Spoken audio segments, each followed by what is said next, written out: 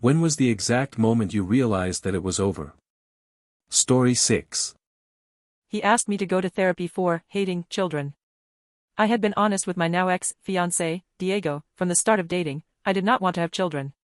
Even on our very first date, I was honest. I told him that I would like to remain child-free for life. He did not have a problem with it.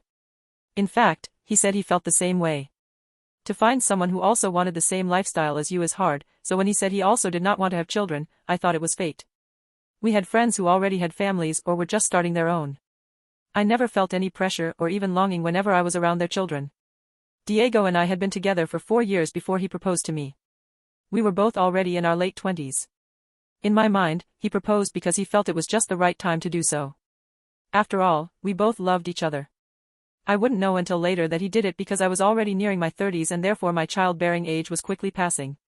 Wedding preparations were expensive and stressful. I wanted a simple ceremony and a fixed budget. Diego, on the other hand, wanted a grander affair. That surprised me because he was the more practical one in our relationship. I asked him about it, and he just said that it's the only one time we were getting married so it had to be perfect. Okay then. I could afford it. He also shared some, not all, not even half, of the expenses. And I told myself that he was right. It was a once-in-a-lifetime thing, so we might as well go all out.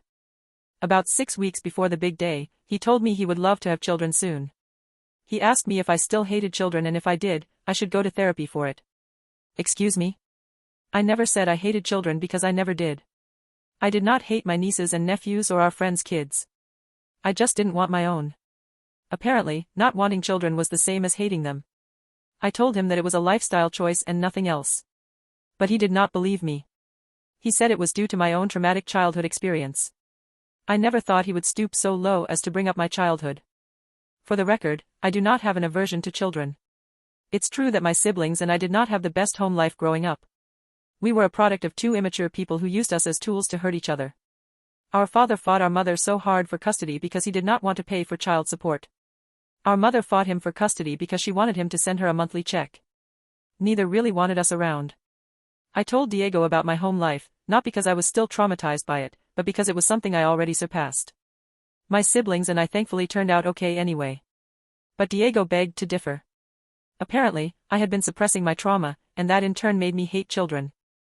I asked him what made him change his mind because he told me he also did not want to have children. After some prodding because he at first wouldn't give me a straight answer, he said he did not mean that and he thought he could change my mind. He then gave me an ultimatum: go to therapy to change my child-hating ways or the wedding was off. Now, a smart person would have called off the wedding right then and there. Who in their right mind would give their loved ones an ultimatum? Especially if it's about something that had been established from the start. I know I should have called it off and blocked him on everything.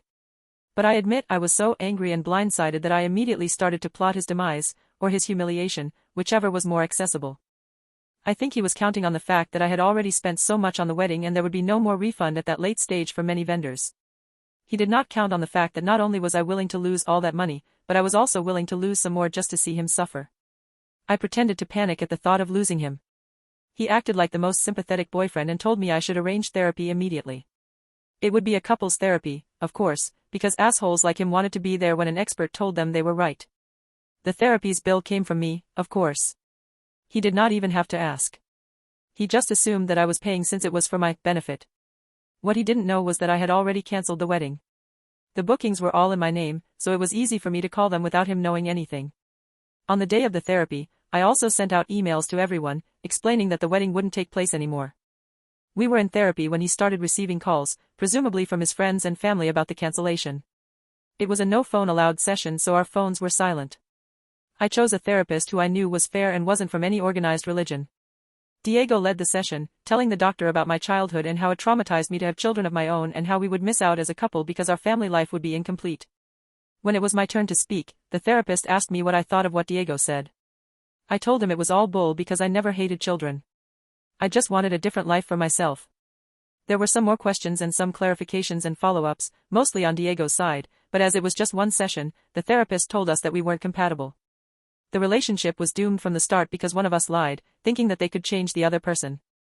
That was exactly what I expected to hear and wanted Diego to hear from a total stranger. I wanted to see his face when he was told that there wasn't anything wrong with me. The therapist did ask me why I agreed to attend the session when it was clear from the start that I had already checked out of the relationship.